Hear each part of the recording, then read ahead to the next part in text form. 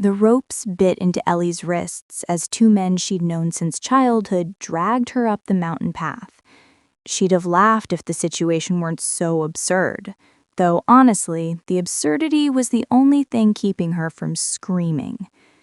"You know," she said, stumbling over a root, "if you'd asked nicely, I might have just walked up here myself. The cardio would have been good for me. Isn't that what you're all always saying?" Reuben, the blacksmith's son, who'd once told her she'd be pretty if she just lost a little weight, grunted and pulled harder. "Shut it, Ellie. You should be honored." "Honored?" She nearly choked. "You're literally feeding me to a vampire." "It's for the village," Melissa added from behind, her voice quivering. At least, Melissa had the decency to sound guilty. "The Vampire King demands a virgin sacrifice every decade. It's tradition." Ellie wanted to laugh until she cried. Virgin. They'd chosen her because they assumed, because of her size, because she didn't fit into their narrow little boxes, that no man would want her. If they only knew about that merchant's son 2 summers ago, or the traveling bard last spring, or... The trees opened into a clearing, and Ellie's thoughts scattered. An obsidian altar stood at the clearing's center, carved with symbols that seemed to writhe in the moonlight. The village elders waited there, faces grim, candles guttering in the wind. Beyond them, the mountain dropped away into darkness, and somewhere in that darkness was the Vampire King's castle. "Please," Ellie said, dropping the sarcasm as real fear crept in, "please, you don't have to do this. I'll leave the village. You'll never see me again." Elder Thomas shook his head, his weathered face almost sympathetic. Almost. "The compact must be honored. A life for the village's protection. It's always been this way." They forced her onto the altar, the stone cold even through her thin white dress, because of course they dressed her in the virginal sacrifice starter kit. Her mother had wept while braiding flowers into Ellie's dark hair. Her father had looked away. The elders began their chant, old words in a language Ellie didn't understand. The wind picked up, howling through the peaks. Candle flames bent horizontal but didn't extinguish. Then the shadows moved wrong. Hey, it's Katie. Quick pause before part 2. If you're enjoying this, please like and subscribe so I can keep creating these stories for you. And drop a comment with what you'd like me to write next. Now, let's continue. They peeled away from the trees and rocks, coalescing at the altar's foot. The temperature dropped 20 degrees in an instant. Ellie's breath came out in clouds as she watched the darkness take shape. Tall, broad-shouldered, unmistakably male. The Vampire King materialized like a nightmare given form. Except he didn't look like a nightmare. Theo was beautiful in a way that made Ellie forget to breathe. Sharp cheekbones, full lips, dark hair that fell to his shoulders. His eyes were the color of fresh blood, scanning the scene with ancient intelligence. He wore black on black, elegant clothes from another century that somehow looked modern on him. Those red eyes landed on Ellie, and she braced for death, for pain, for... He laughed. Not a cruel laugh, not mocking. Genuine, delighted laughter that rang through the clearing like bells. "Finally," Theo said, his voice like whiskey and smoke. "Someone who looks like they actually enjoy living." The elders froze. This wasn't in the script. Theo moved faster than thought, and suddenly he was beside the altar looking down at Ellie with those impossible eyes. Up close, she could see the laugh lines at their corners, the way his lips quirked with amusement. "Let me guess," he said, reaching out to snap her ropes with casual strength. "They assumed you were a virgin because you were gloriously fat?" What? Mortals. He shook his head, helping her sit up with surprising gentleness. 300 years and they're still idiots. He turned to the elders and his smile turned sharp. She's not a virgin. I can smell experience on her. But more importantly, I don't want your sacrifices. I never have. My lord, Elder Thomas stammered, the compact was made by my predecessor, who was a sadistic bastard that I personally removed from power 2 centuries ago. Theo's voice hardened. I've let you continue this farce because the victims you sent me were willing. Girls who wanted to escape, boys seeking adventure. I gave them new lives in my service. But this one? He gestured to Ellie. You were sending her to die because you couldn't see her worth. That ends now. He looked back at Ellie, his expression softening. You have a choice. Go back to them, or come with me. I promise you safety, comfort, and people who will value you for exactly who you are. Ellie looked at the elders, at Reuben with his cruel eyes, at the village spread below where she had never been enough, never been right, never been wanted. She looked at the Vampire King with his warm laugh and gentle hands. Do you have good food at your castle? Theo's grin was incandescent. The best. Then let's go. And they can... She met Elder Thomas's horrified gaze. Figure out their own protection. The Vampire King swept her into his arms like she weighed nothing, and the shadows rose around them like wings. The last thing Ellie saw before the darkness swallowed them was the village elders' shocked faces fading into the distance. Chapter 2. Welcome to Castle Chaos. The shadows dispersed, and Ellie stumbled on solid ground. Theo steadied her with a hand on her elbow, giving her a moment to adjust. They stood in an entrance hall that defied every gothic horror story she'd ever heard. Yes, there were the expected stone walls and vaulted ceilings. Yes, candles burned in iron sconces and tapestries depicted dramatic vampire history. But there were also plush rugs in rich burgundy, fresh flowers in crystal vases, and... was that a cat? A large orange tabby wound between Theo's legs, purring loud enough to echo. That's Bartholomew, Theo said, bending to scratch behind the cat's ears. He's technically immortal now. Drank from my cup by accident about 50 years ago. You have an immortal cat? I have several. They keep the mice honest. He straightened, and Ellie noticed his easy smile, the way he seemed almost nervous. Welcome to Castle Theo. It's not as dramatic as Castle Dread or Bloodkeep or whatever humans are calling it these days.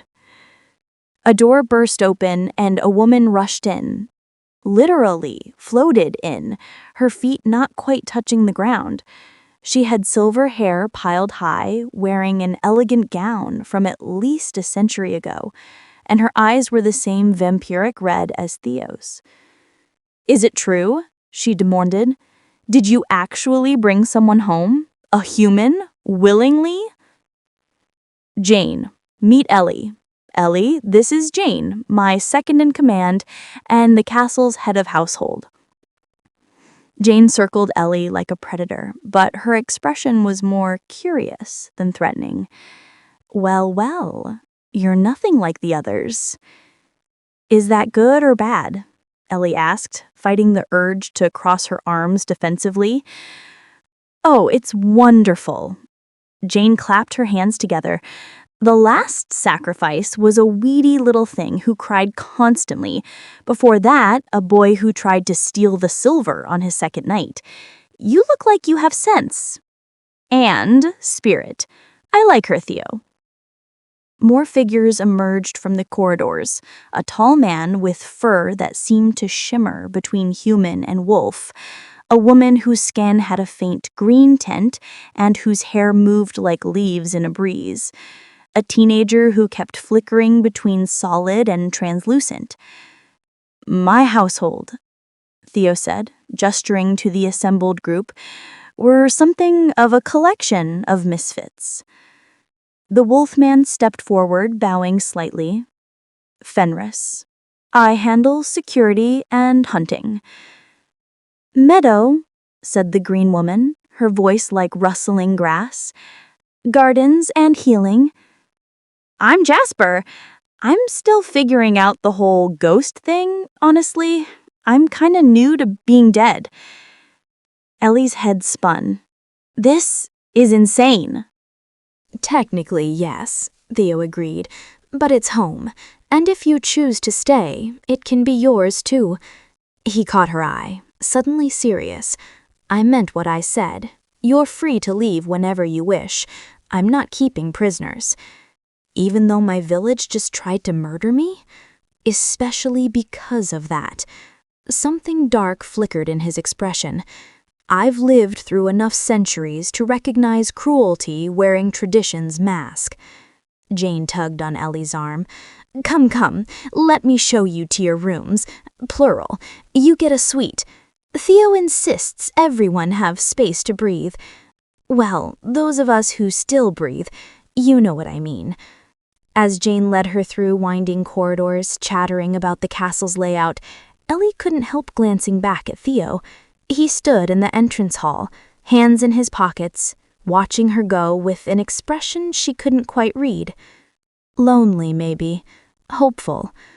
Don't mind him, Jane said, catching her look. He's been alone a long time. We all serve him willingly, love him truly, but it's not the same as having an equal, someone who chooses to be here not out of debt or duty, but just because. I barely know him, yet you chose him over your entire village in about 3 seconds. Ellie couldn't argue with that. The suite Jane showed her was larger than Ellie's entire cottage had been. A massive 4-poster bed dominated one wall, draped in deep blue velvet. Windows overlooked mountains bathed in moonlight. There was a sitting area with a fireplace already crackling, a bathing room with a tub that could fit 3 people, and a wardrobe that is currently empty. Yes, Jane said. We'll remedy that tomorrow.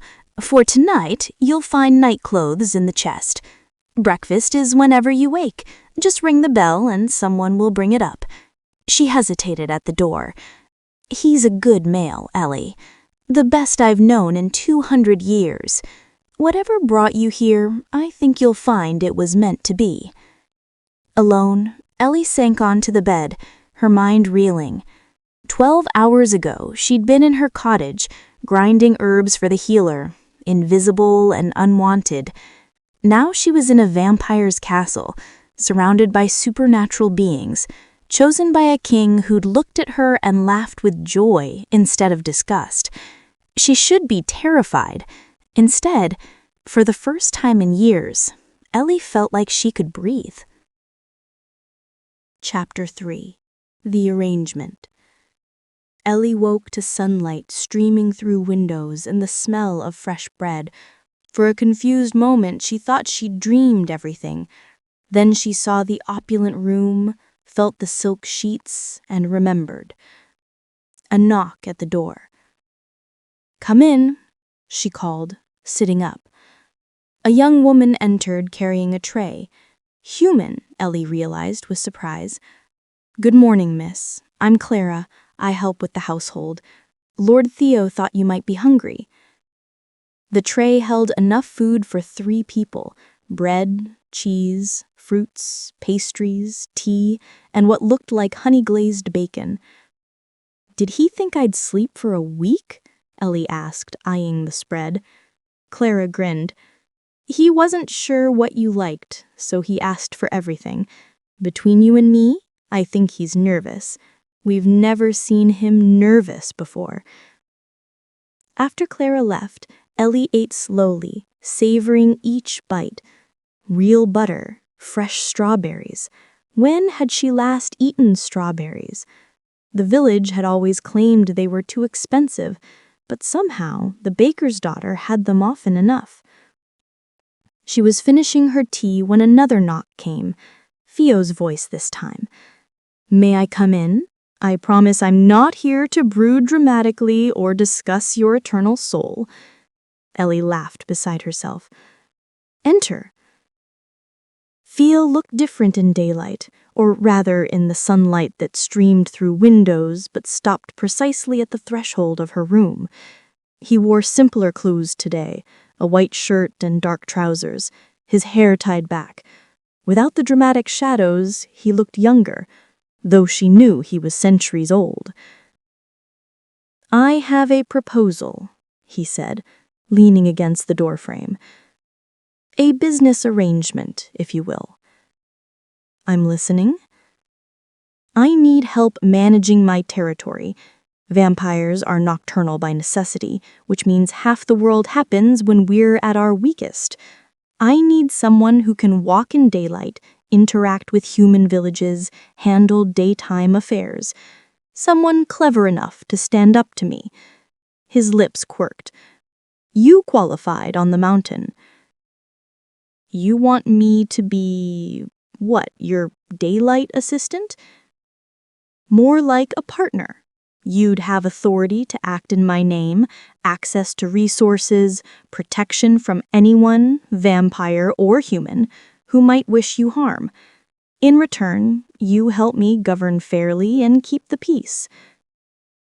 "And what do you get out of it?" Theo's expression turned serious. "Honestly, company. Someone who isn't bound by vampire hierarchy or supernatural debt. Someone who can tell me when I'm being an idiot without fear of repercussion." He paused. "Also, revenge on your village, if you want it. I can make their lives very difficult." "No," Ellie said quickly, then slower. "No, they're small and scared and stupid. That's punishment enough." She studied him. "What happened to your last partner? Jane mentioned you've been alone." Pain flickered across his face. "My mate died 300 years ago. Vampire hunters. Since then, I've kept people at a distance. It's easier than risking that pain again.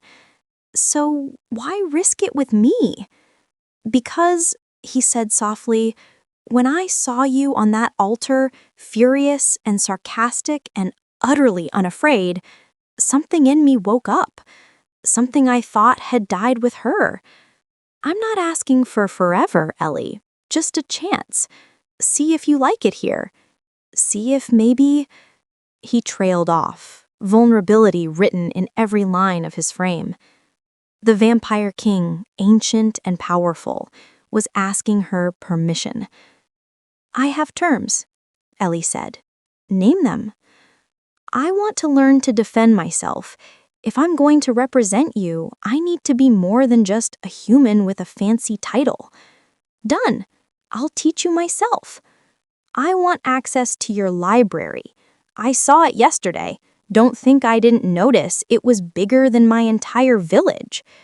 A smile tugged at his lips. "Take anything but the restricted section, and even that we can discuss. And I want your word that if I decide to leave, you'll let me go without manipulation or guilt. You have it." He straightened, offering his hand. "Partners?" Ellie looked at his outstretched hand, pale, elegant, steady. She thought about her cottage with its leaking roof, the village market where people whispered behind her back, the endless small cruelties that had worn her down like water on stone. She thought about this castle full of misfits who'd looked at her with curiosity instead of judgment. She thought about Tio's laugh, surprised and genuine, when he'd first seen her. Ellie took his hand. His skin was cool but not cold, his grip firm but careful. "Partners," she agreed. The smile he gave her could have lit the darkest night. Chapter 4. The First Almost Kiss. 3 weeks passed in a blur of activity. Ellie learned the castle's rhythms, how Fenris howled at dawn from the eastern tower, how meadows sang to her plants in the greenhouse, how Jasper practiced being solid by trying to pick up increasingly heavy objects. And she learned about Theo. He was patient when teaching her knife work, standing behind her to adjust her grip, his cool breath on her neck. He was funny, with a dry wit honed by centuries. He was kind, always asking her opinion, never dismissing her ideas. He was also infuriatingly proper. Every time they got close, really close, he'd find an excuse to step back. A meeting to attend, a patrol to conduct. Once, literally, that Bartholomew needed feeding. Ellie was beginning to think she'd imagined the heat in his eyes. Then the summons came. Cassius. Jane spat the name like poison, tossing a letter onto the breakfast table where Ellie sat with her third cup of tea. That pompous peacock is challenging Theo's territory. Can he do that? Ellie asked. Technically, yes. Any vampire lord can challenge another for their lands. It's archaic and stupid, but tradition holds power among our kind. Jane's eyes gleamed. There's to be a gathering, a ball, essentially, where Cassius will make his case before the other lords, claim Theo is weak, unfit to rule. That's ridiculous. Theo is keeping a human companion? Jane raised an eyebrow. That's what Cassius will argue, that Theo has gone soft, choosing human company over vampire strength. Her blood ran cold. I'm the problem. No. Theo's voice came from the doorway. He moved into the morning light, or just before it, with controlled grace. Ellie, how do you feel about pretending to be madly in love with me? Her heart did something complicated. Pretending? Was that disappointment in his eyes? For the ball, we need to present a united front, a human who chose me, who stands with me by choice, not compulsion. It'll undermine his entire argument. Then we need to make it convincing, Jane said, a wicked smile playing on her lips. Which means, Ellie darling, we need to get you a dress. The castle's seamstress turned out to be a vampire named Seraphina, who'd been dressing nobility for 400 years.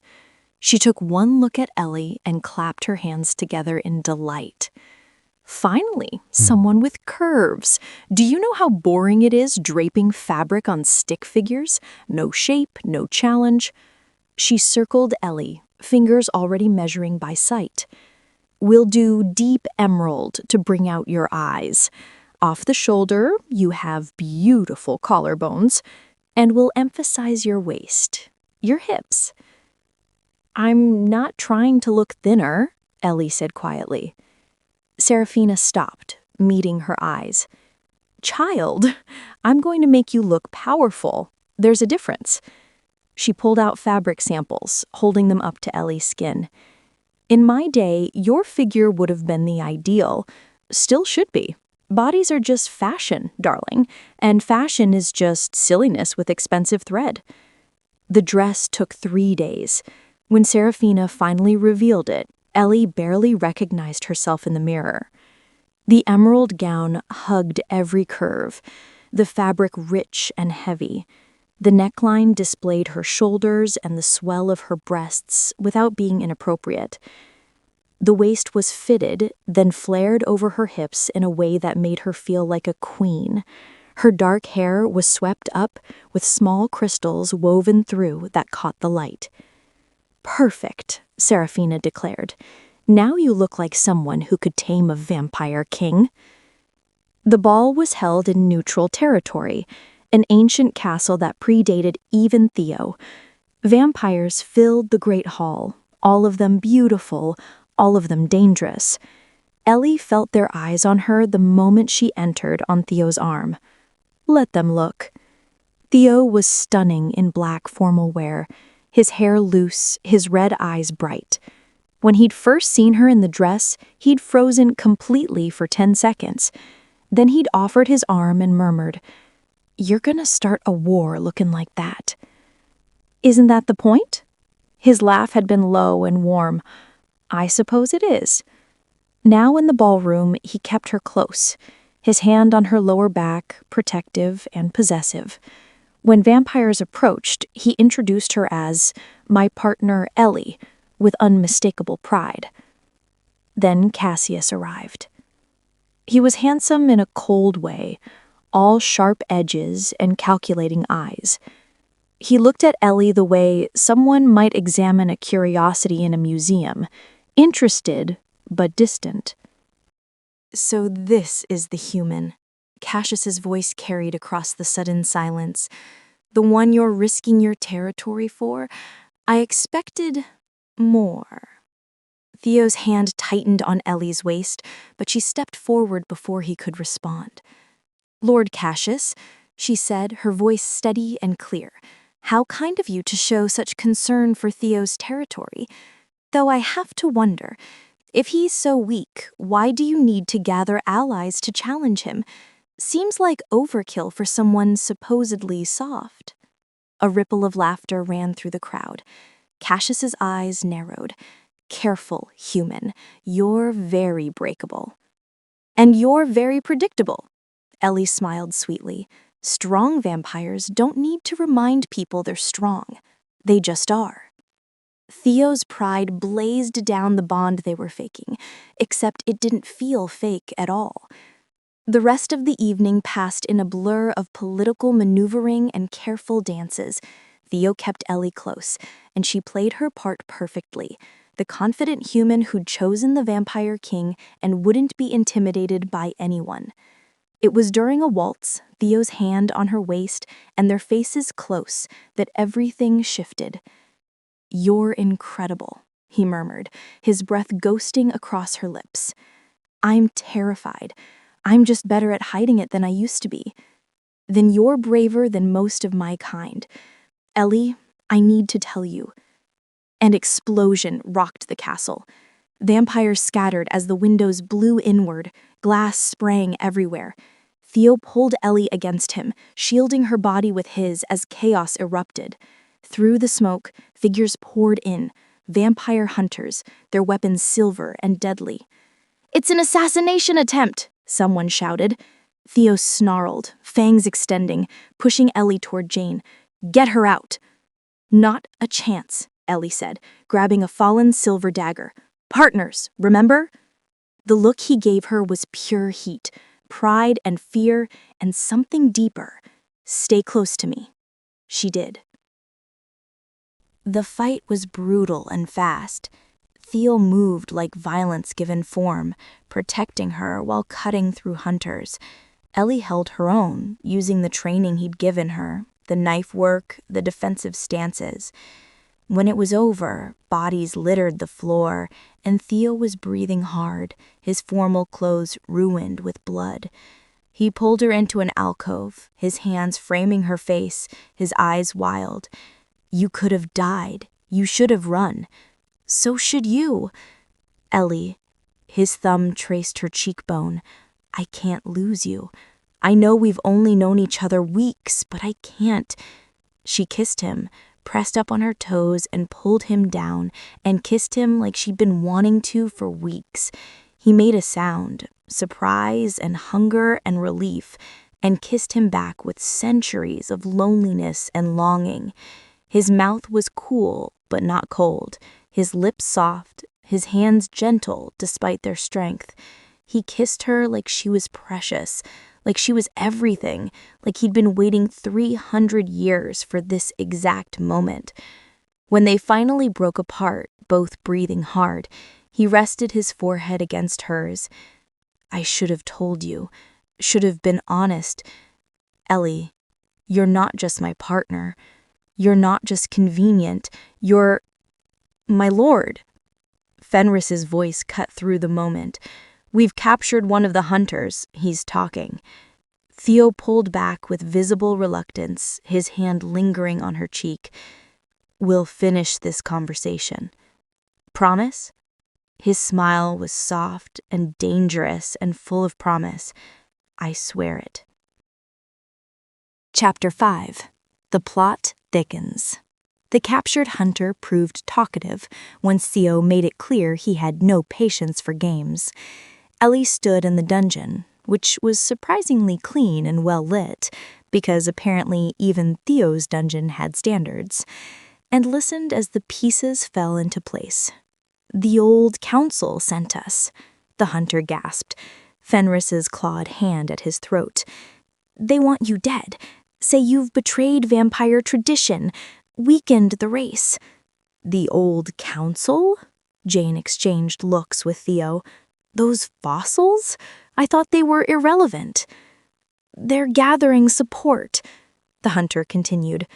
"Other lords who don't like your progressive policies, the human protection laws, the sanctuary for supernatural outcasts. They want the old ways back. Blood and fear and power." Theo's expression was carved from ice. Names. The hunter rattled off a list that made Jane swear creatively. Ellie recognized several vampires who'd attended the ball, who'd smiled and bowed and pretended friendship. Cassius was just a distraction.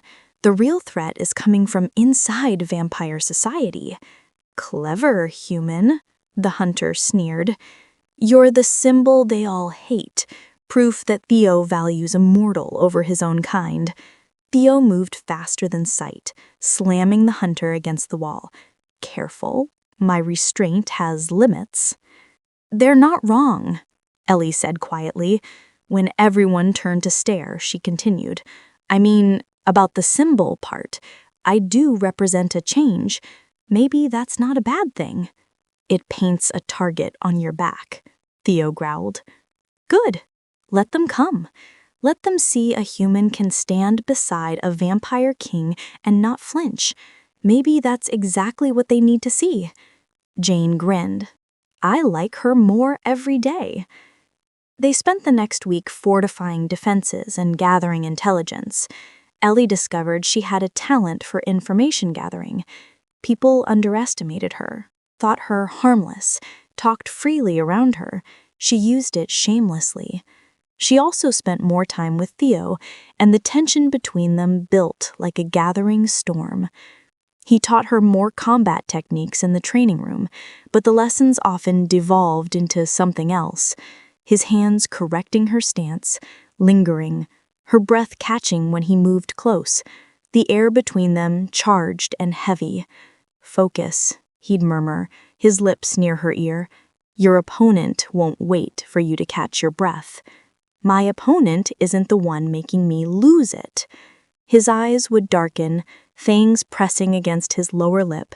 Then he'd step back, put distance between them, and Ellie wanted to scream with frustration. "Why won't you?" she started one evening. "Because I want you sure." His voice was rough. "I want you to choose me knowing exactly what it means. A vampire's love is forever, Ellie, literally. And I've lived long enough to know that rushing this would be the greatest mistake of my existence." "What if I'm already sure?" "Then we'll talk after this is over, after the threat is neutralized and you're safe." It was maddening and romantic, and she both loved and hated him for it. The breakthrough came from an unexpected source. Jasper, the teenage ghost, had been practicing his intangibility by eavesdropping, which was morally questionable but practically useful.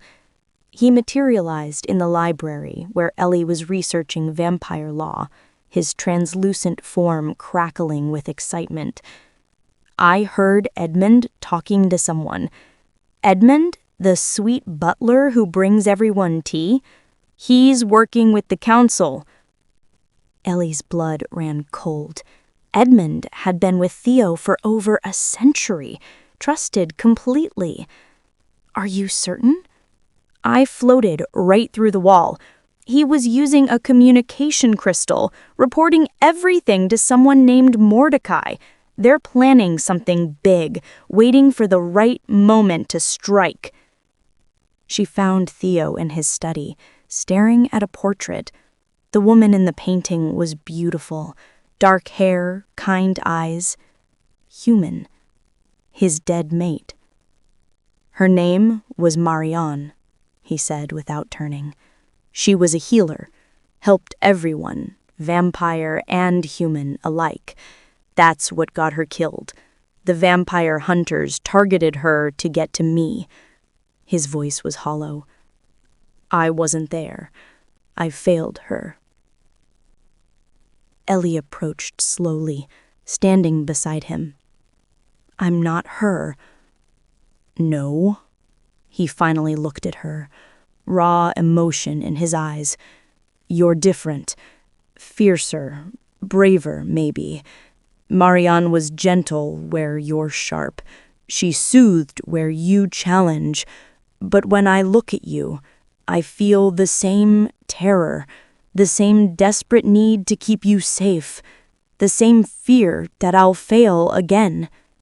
You won't, and I have information about Edmund. The betrayal hit him hard.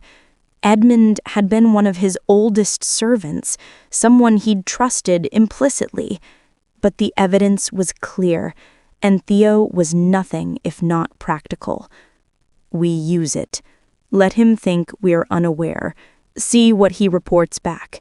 Maybe we can trace the connection to Mordecai and the council. And if they make their move? His smile was cold and dangerous. Then we'll be ready. Chapter 6. The Confession Scene.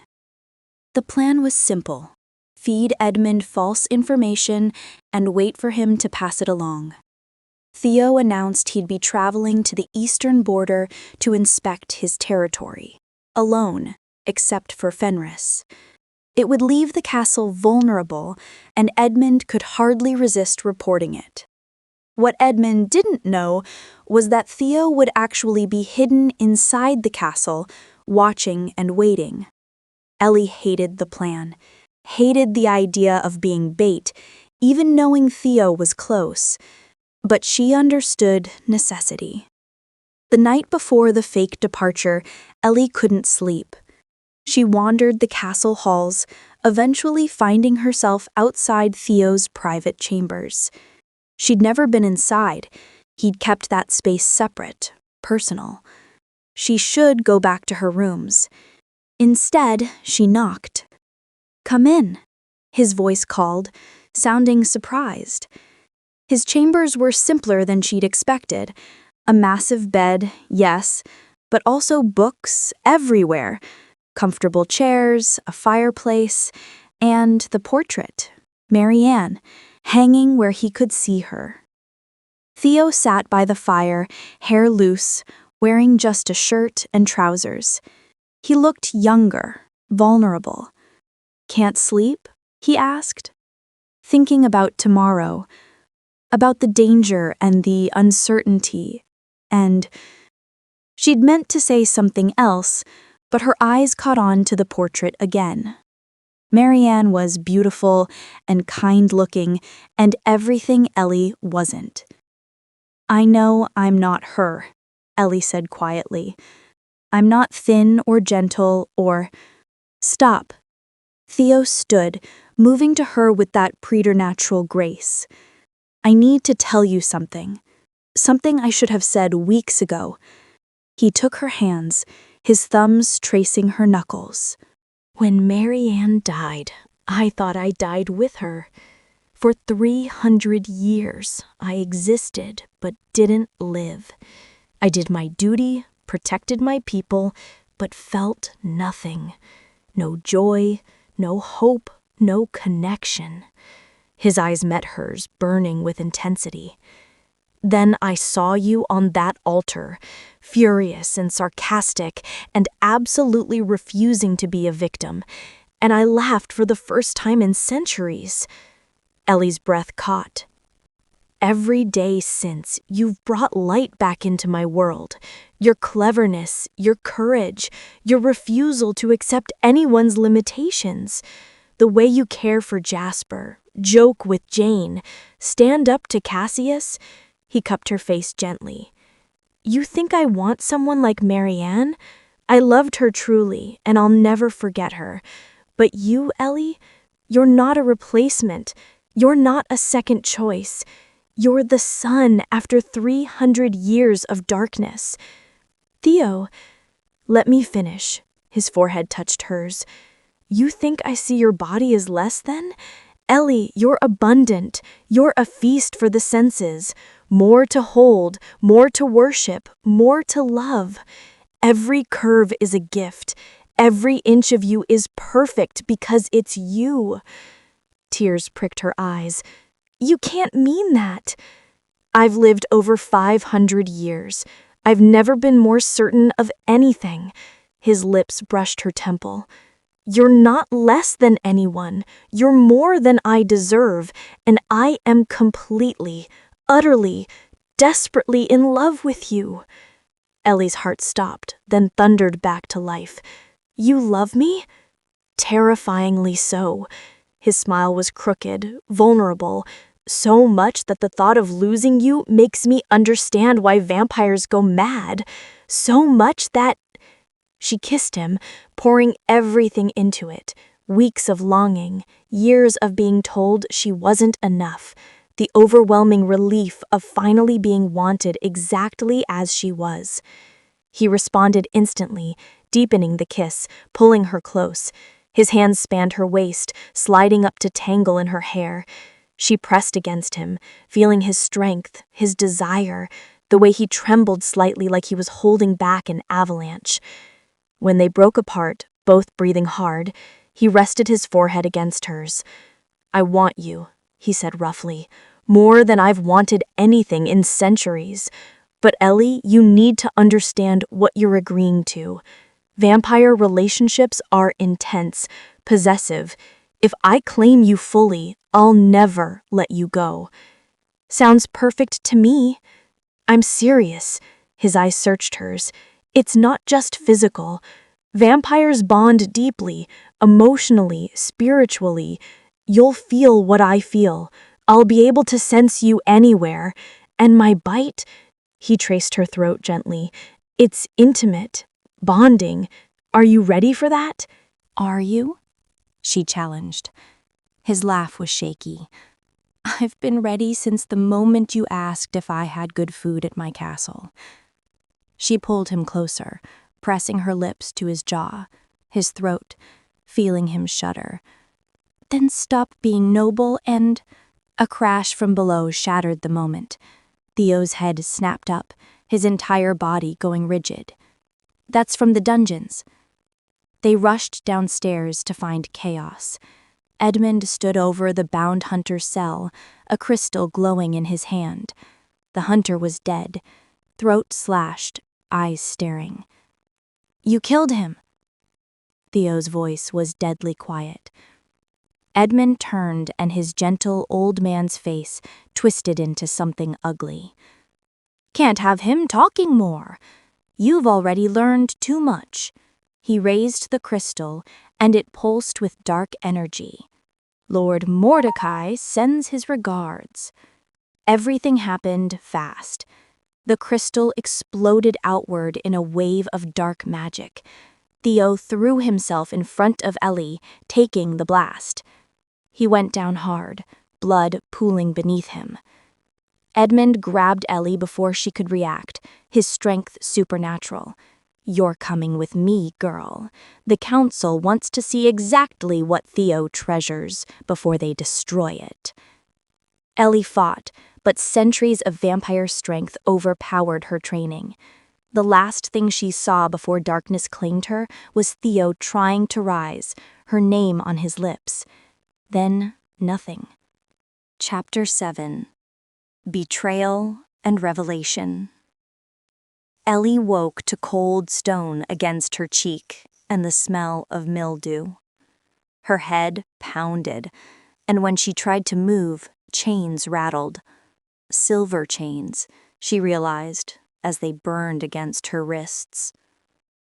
"Finally awake," a voice said. "I was beginning to think Edmund hit you too hard." She forced her eyes open. The cell was small, carved from stone, lit by a single torch, and standing outside the bars was Reuben? Ellie's blood ran cold. The blacksmith's son from her village smiled, but it wasn't a human smile anymore. His eyes reflected red in the torchlight, and when he grinned, fangs glinted. "Surprise," he said. "Bet you didn't expect to see me again." "You're dead. The village said you were killed by bandits 2 years ago." "The village was wrong. I was turned, and I've been working with the council ever since." He crouched by the bars, studying her. "You know, I suggested you as the sacrifice. Told the elders you'd be perfect. Figured the vampire king would drain you, and that would be that." Ellie's stomach churned. "Why?" "Because you rejected me." His face twisted with old anger. 3 years ago, I asked you to walk out with me. You laughed, said you had better things to do than waste time with a boy who still lived with his mother. You were 17, and you just called my best friend a pig for gaining weight. Why would I? It doesn't matter." He cut her off, standing. "What matters is that Theo surprised everyone by keeping you, making you important. Now you're valuable." His smile turned cruel. "Lord Mordecai has plans for you. Theo will come for me. We're counting on it." Reuben's laugh echoed off the stones. "Why do you think we took you? You're the bait that will finally end his progressive nonsense and restore the proper order." Footsteps approached, and Ellie tensed as a figure emerged from the shadows. Lord Mordecai was ancient. She could feel it in the weight of his presence. He wore robes from another era, his face a map of centuries, his eyes holding the cold intelligence of someone who'd outlived empires. "The human who captured a king's heart," Mordecai said, his voice like gravel. "I confess, I expected someone more. You and everyone else." Ellie muttered. "Defiant. I see why Theo finds you amusing." He circled the cell like a shark. "Do you know what you've done, girl? The chaos you've caused? For 300 years, we've maintained the natural order. Vampires rule the night, humans cower in the day. Clean. Simple. Then Theo starts making treaties, offering protection, treating mortals like equals." He spat the last word. "And now he's fallen in love with one. It's an abomination." "It's evolution," I shot back. "Maybe that's what scares you. Change. The idea that the old ways might be wrong." Mordecai's hand shot through the bars, gripping her throat. His strength was terrible, ancient. "Careful, mortal. You only live as long as you're useful."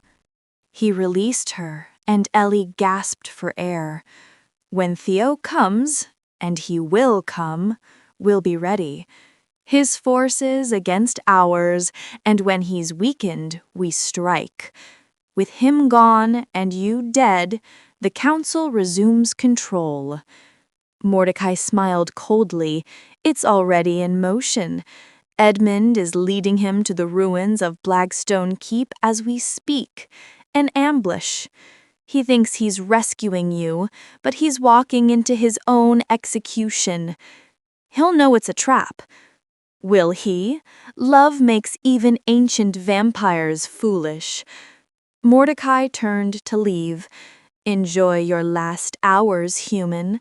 Make peace with whatever god you pray to. The torch guttered, and Ellie was left in near darkness, with only Reuben's red eyes watching her from the shadows. She tested the chains. Silver burned, but she'd learned to push through pain and her training. The shackles were old, the brackets in the wall older. If she could just... "Don't bother," Reuben said. "Those chains have held vampires. They'll hold you." Ellie ignored him, working at the bracket. Her wrists burned, blood trickling down her arms. The silver made her dizzy, nauseous, but she kept pulling, leveraging her weight. "You know what the funny thing is? I actually liked you once, before you made me feel small, before you looked at me like I was nothing. I never. You did. All of you did.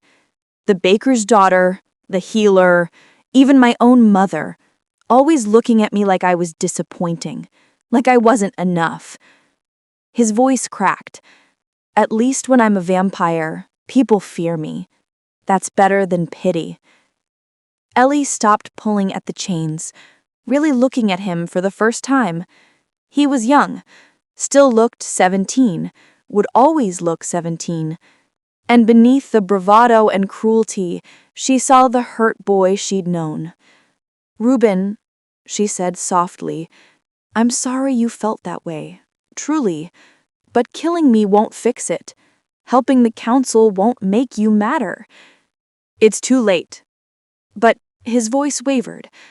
"I've already chosen. It's never too late to..." Shouts erupted from above. The sound of fighting, steel on steel, screams, the roar of something inhuman. Reuben's head snapped toward the noise. "That's not supposed to happen yet. We weren't ready." An explosion rocked the dungeon. Stone dust rained down, and Reuben stumbled. In that moment of distraction, Ellie pulled with everything she had. The bracket tore from the wall. She was on her feet instantly, chains still dangling from her wrists, but free of the wall. Reuben turned back, eyes widening, but Ellie was already moving. She swung the chain like a weapon, catching him across the face. Silver burned vampire flesh, and he screamed, stumbling back. Ellie didn't wait. She grabbed the torch from the wall and ran. The corridor was a maze, but she followed the sounds of fighting. Up stone stairs, through passages that stank of age and blood, always moving toward the noise. She burst into what must have been a great hall and froze. Theo was there, surrounded by enemies. His clothes were torn, blood, his own and others, staining the fabric. Fenris fought at his side in full wolf form, massive and terrifying. Jane moved like death incarnate, her graceful hands ending lives with surgical precision. But they were outnumbered. The council had gathered vampires from across the territory, all of them older, stronger, united in their cause. Edmund stood at the far end of the hall, directing the attack with cold efficiency. "Kill them all," he ordered. "Leave none alive." Theo caught sight of Ellie, and for a moment, pure relief crossed his face. Then, horror. "Ellie, run. Get out of here." Instead, she grabbed a fallen sword, heavy, awkward in her hands, but a weapon nonetheless.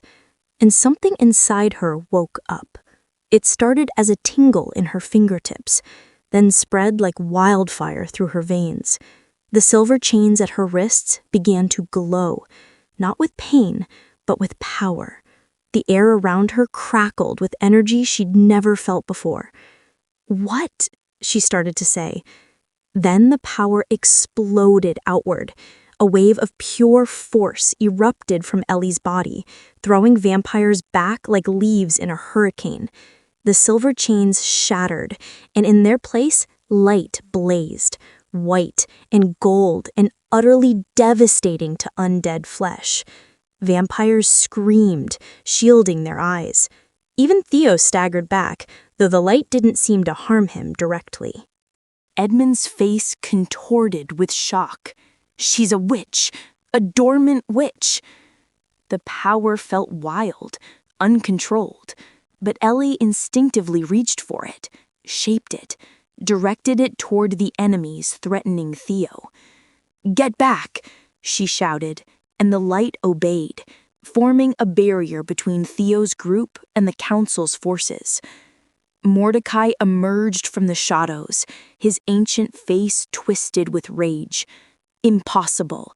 We checked her bloodline. She's human." My mother's mother was from the East. She never spoke of it, but her mother had the gift. The power surged again, and Ellie felt it. Generations of sleeping magic waking up, called forth by desperation and love, and the burning need to protect what mattered. "Theo," she called, "we need to end this, now." He understood instantly. While the Council's forces were disoriented by her power, Theo moved. He was a blur of violence and precision, cutting through the vampires who stood between him and Mordecai. Jane and Fenris followed, and together they were unstoppable. The battle was brutal but brief, with Ellie's magic keeping the bulk of the Council's forces at bay, and Theo's inner circle fighting with renewed strength. The tide turned quickly. Edmund tried to flee, but Jane caught him at the door. "Going somewhere, traitor?" Theo stood over Mordecai, his foot on the ancient vampire's chest. "It's over.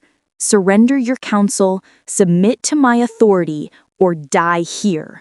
Choose quickly." Mordecai spat blood. "The old ways will return. If not through me, then through—" Theo's blade ended the speech. "I gave you a choice." The remaining council vampires, seeing their leader dead, surrendered or fled. Those who surrendered were put in chains, iron, not silver. Those who fled would be hunted. Then Theo turned to Ellie, and the battle hardness melted from his face. "You're glowing," he said softly. She looked down. Light still flickered around her hands, gentler now, but unmistakable. "I don't understand. I've never—" Magic often activates under extreme stress, especially for dormant witches. He moved closer, carefully, like she might shatter. "You're hurt. The silver." "I'm fine." But she swayed, the adrenaline fading, and suddenly the burns on her wrists and the exhaustion of using unknown magic hit her all at once. Theo caught her before she fell. "I've got you. I've got you." "You came for me," she whispered against his chest. "Always." His voice was fierce. "I will always come for you." Chapter 8. The Rescue Gone Wrong.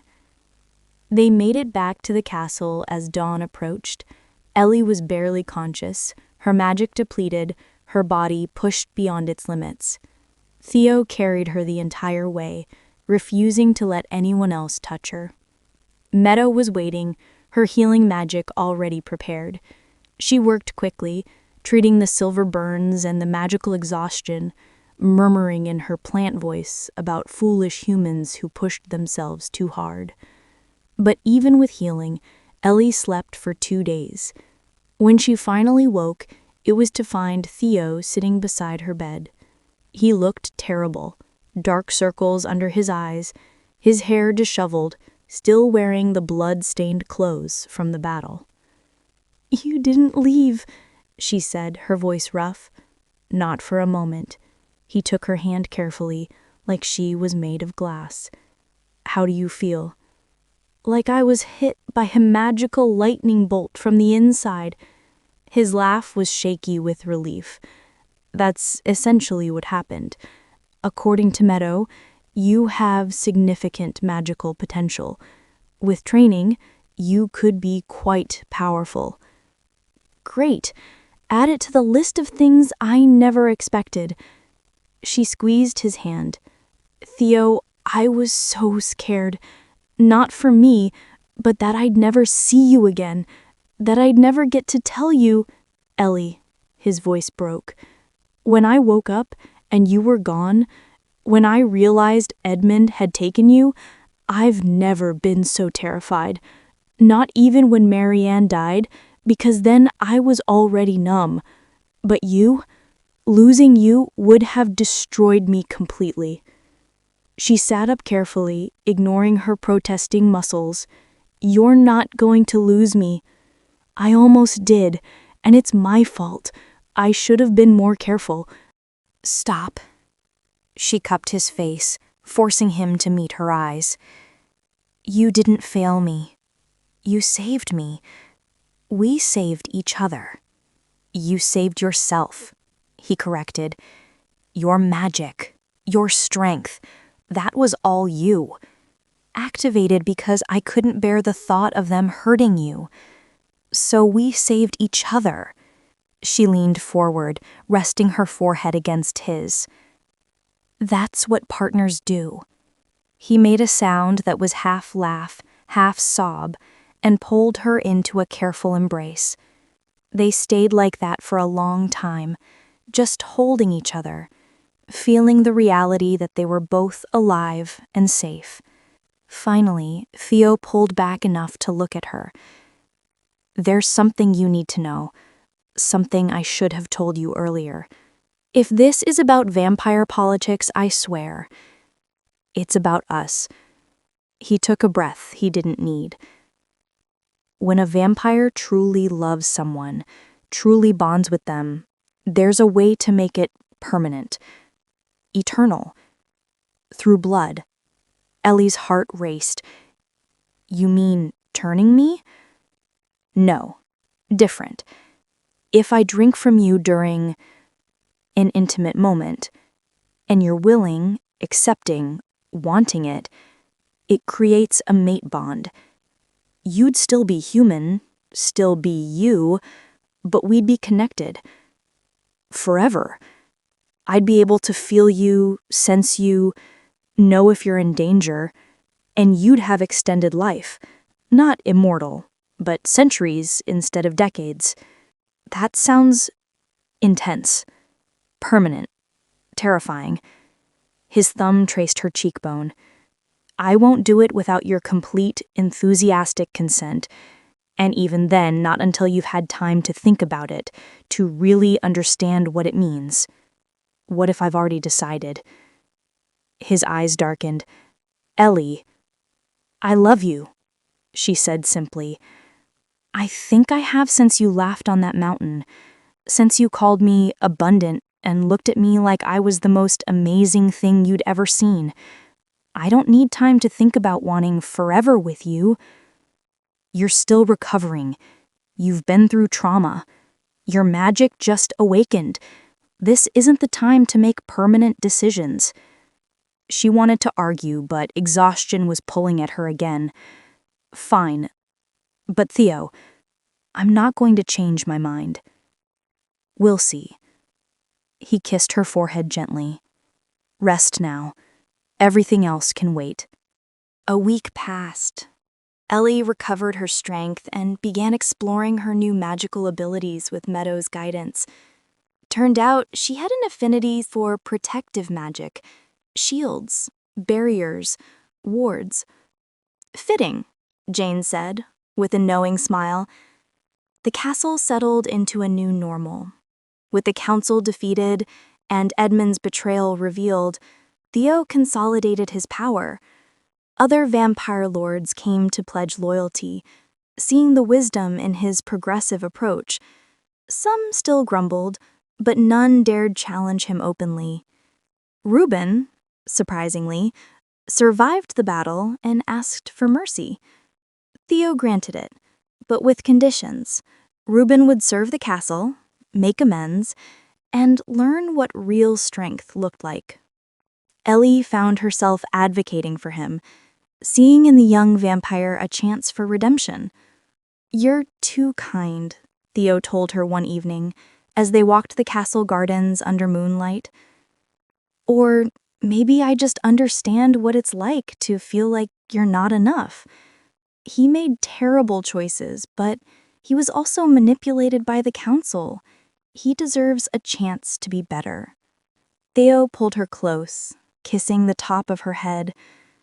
This is why I love you, your capacity for forgiveness, for seeing potential in people others have given up on. They'd been dancing around the bond conversation all week. The tension between them had been building, every touch charged, every look weighted with meaning. Tonight, Ellie decided she was done waiting.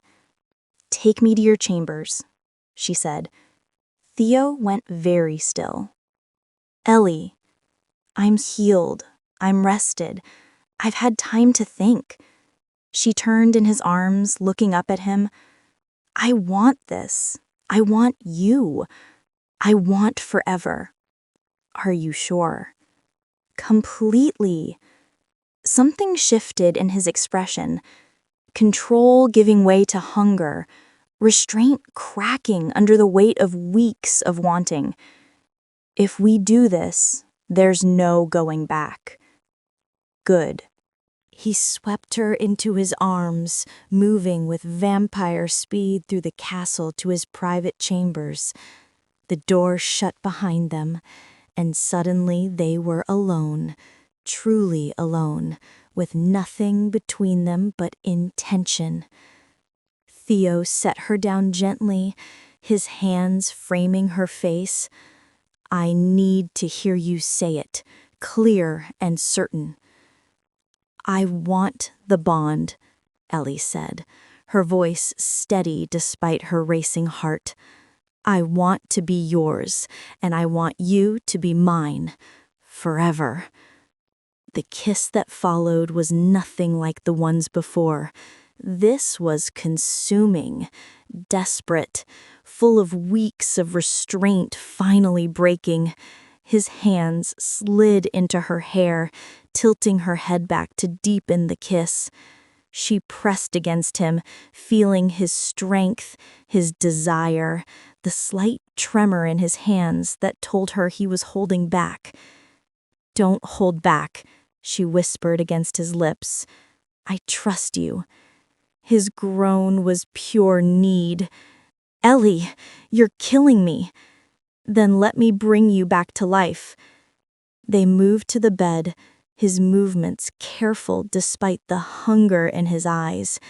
He laid her down like she was precious, following her down, his body covering hers without crushing. "Tell me if anything is too much," he murmured, pressing kisses along her jaw, down her throat. "Tell me if you want to stop." "I won't want to stop." His laugh was breathless, confident. "In us? Always."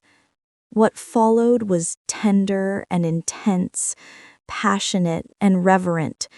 Theo worshipped every inch of her body, his hands and mouth mapping her curves like she was sacred geography. He whispered praise against her skin, how beautiful she was, how perfect, how long he dreamed of this. And when the moment came, when they were tangled together and lost in each other, he asked one more time, "Are you certain?" "Yes," she breathed. "Theo, please." His fangs pierced the soft skin of her throat. The sensation was unlike anything she'd expected. Not pain, but pleasure that shot through her entire body like lightning. She gasped, clinging to him, feeling the pull of his mouth against her skin, the intimacy of blood flowing between them. And then she felt him. His emotions flooded through the new bond. Love so deep it was almost terrifying. Desire that had been building for weeks. Relief and joy and a fierce protectiveness that made her want to cry. She saw glimpses of his memories, That first moment on the mountain when he'd seen her and something dead inside him woke up. Every moment since then he'd fallen deeper. The terror when she was taken, the absolute certainty that she was his mate, his match, his everything. She opened herself to the bond, letting him feel her love, her choice, her absolute certainty that this was right. When he finally pulled back, his lips were stained red, his eyes blazing. He sealed the bite marks with gentle kisses, then claimed her mouth again, letting her taste her own blood mixed with their passion. "Mine," he growled against her lips. "Yours," I agreed, "and you're mine. Forever." They fell asleep tangled together, the bond between them thrumming with contentment, with love, with the bone-deep satisfaction of two souls finally finding their home.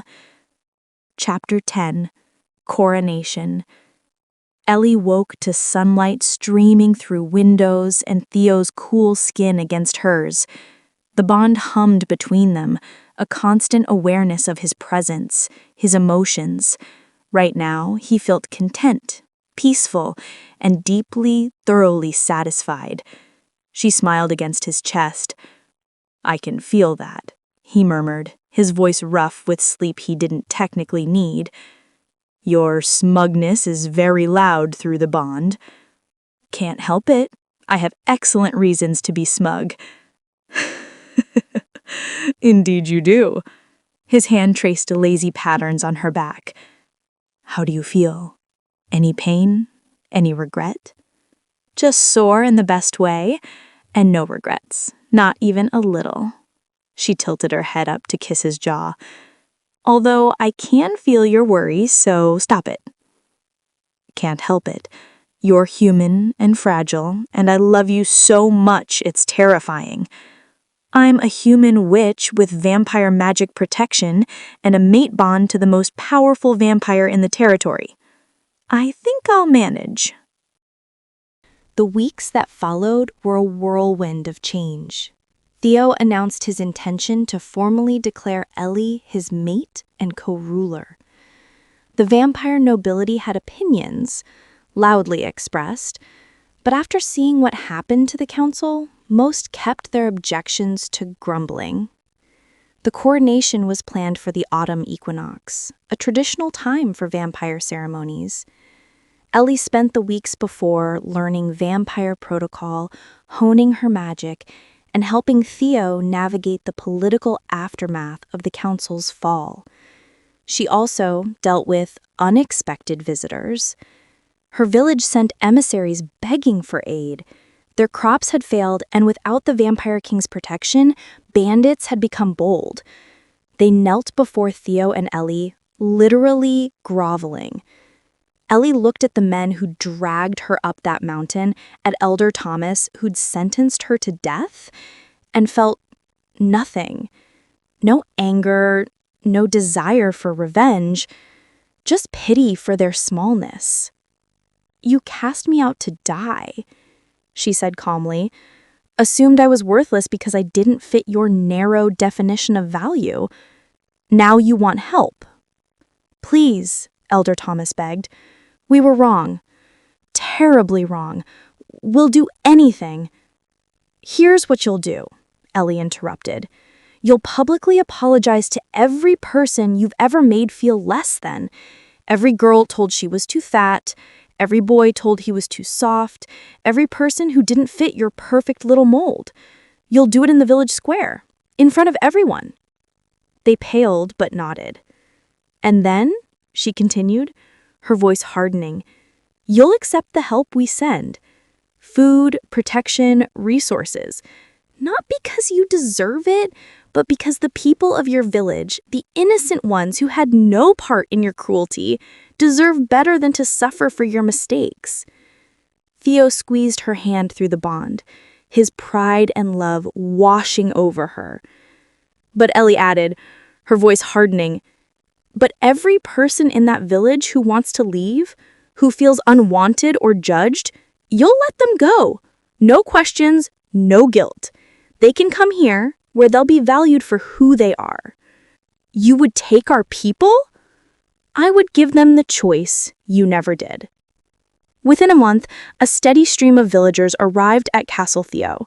The fat baker's daughter who'd been told she'd never find a husband, the young man who preferred men and had been shamed for it, the girl with the birthmark on her face who'd been called cursed, the elderly woman whose magic had been suppressed. They came and they found a home. Ellie helped them settle, gave them work and purpose and community. The castle expanded, grew, became a haven for everyone who'd ever been told they were too much or not enough. The coronation day arrived with clear skies and a harvest moon. Ellie wore emerald again. Seraphina had outdone herself with a gown that made her feel like a warrior queen. Her hair was crowned with silver and crystals that caught the light, and around her throat a collar of protection spells and love that Theo had commissioned. The ceremony was held at dusk, when the sun was fading and the moon rising, a symbol of the bridge she represented between human and vampire worlds.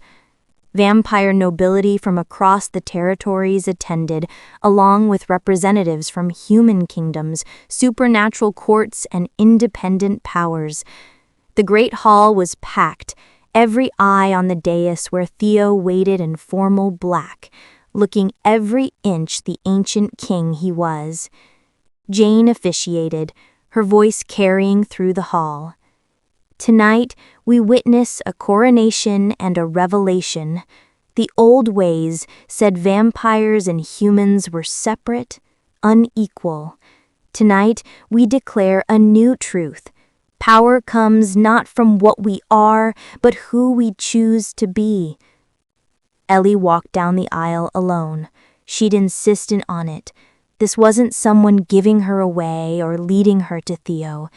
This was her choice, her step, her power. When she reached the dais, Theo took her hand, and she could feel his emotions through the bond: pride, love, joy, and underneath it all, a wonder that never faded. "Ellie," he said, his voice formal but his eyes warm, "you came to me as a sacrifice and became my salvation. You stood beside me as a partner and became my heart. Now before witnesses, I claim you as my co-ruler, my mate, my queen. Will you accept this crown and all it represents?" "I will," Ellie said clearly, "and I claim you in return. As my mate, my partner, my king, my love. Together we'll rule with strength and compassion, defending those who cannot defend themselves, offering sanctuary to the lost, and building a world where worth is measured by character, not circumstance." Jane placed a crown on Ellie's head, not heavy gold, but silver worked through with green stones that matched her dress. It felt right, powerful, like it had always been meant for her. Then before all gathered, Jane declared, "King Theo and Queen Ellie, rulers of this territory and all who dwell within it. Those who would swear allegiance, approach now." One by one, vampire lords came forward, some eagerly, some reluctantly, but all of them bent the knee. Then the human representatives, then the supernatural creatures who'd made the castle their home. Jasper knelt, tears streaming down his translucent face. Reuben knelt, his expression one of genuine awe. Clara and the other household staff knelt grinning like this was the best day of their lives. And through it all, the bond between Ellie and Theo thrummed with shared joy, shared purpose, shared love. When the ceremony ended, the celebration began. Music filled the halls, wine flowed, and Ellie found herself pulled into dance after dance.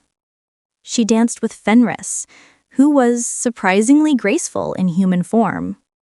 with Meadow, who made flowers bloom in her wake, with Jane, who gave advice on handling stubborn vampire lords.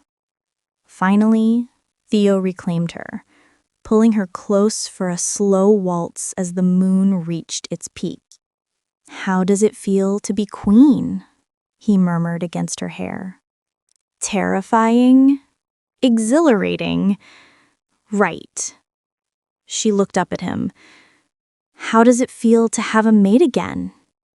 Like coming home after centuries of wandering, like finding the sun in eternal night, like—" He paused, his expression suddenly uncertain. "Ellie, there's something I need to tell you. Something I've been sensing through the bond." Her heart raced. "What?" "Your magic, the mate bond, the way your body has been changing." He placed a hand gently on her stomach. "I think you might be pregnant."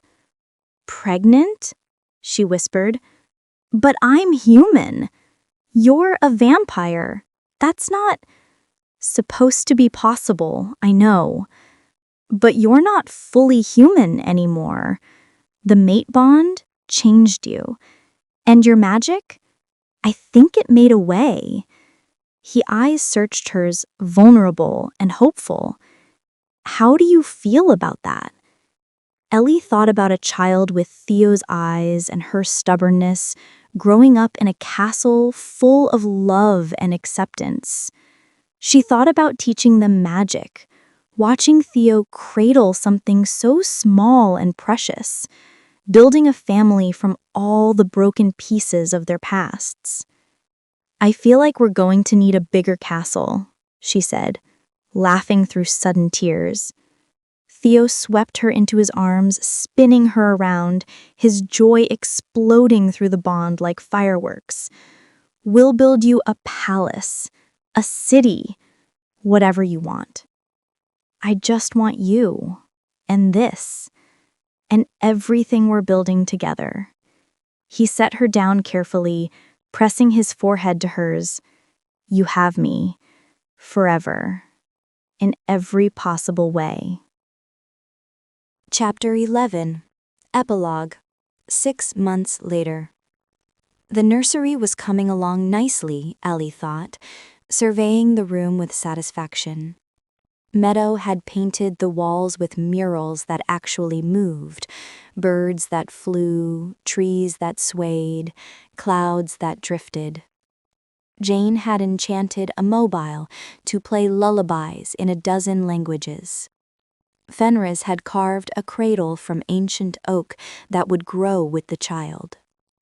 And Theo had spent the last month patting every sharp corner in the entire castle because their half-vampire child would be faster than expected, and he wasn't taking chances. Ellie was 7 months along now, her belly round and obvious. The pregnancy had been surprisingly easy. Her magic and the mate bond apparently made her body more resilient. She still glowed sometimes when her emotions ran high, and their baby seemed to respond to both vampire and witch heritage in fascinating ways. Like right now, when the baby kicked and a small burst of light flickered across her stomach. "Did you see that?" Theo asked, his hand on her belly, his expression one of wonder. "She's so strong already."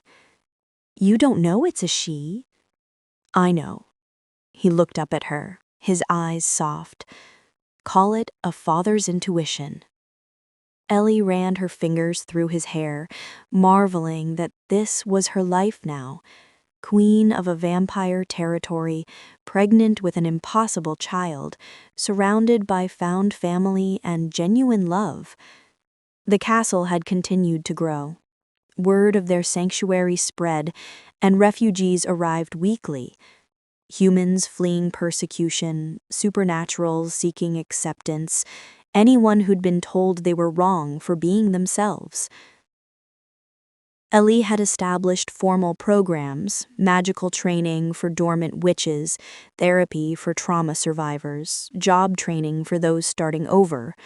The castle was becoming a small city, a beacon of hope in a world that often preferred tradition over progress. She'd even made peace with her parents. They'd shown up 3 months ago, tentative and ashamed, with genuine apologies and a desire to be part of her daughter's life. Ellie had been cautious at first, but through careful conversations and the proof of their changed hearts, she'd allowed them in. Her mother was knitting booties for the baby. Her father was learning carpentry from Fenris to build toys. It wasn't perfect, but it was healing.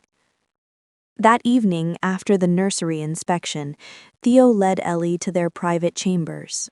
A bath was waiting.